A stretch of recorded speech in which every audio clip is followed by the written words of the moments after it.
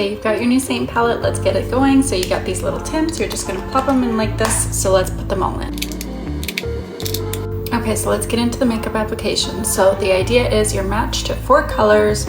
So we have contour, which is gonna give us natural shadows. So let's get that on.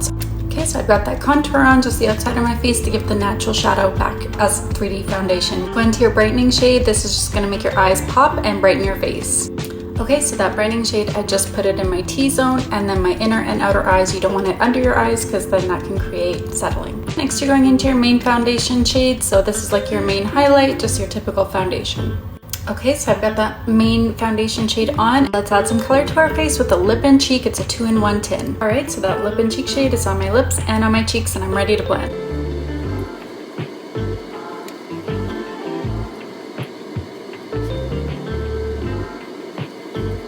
Alright, so my full face is done with one 410 palette and one double-ended brush. Let me know if you have any other questions.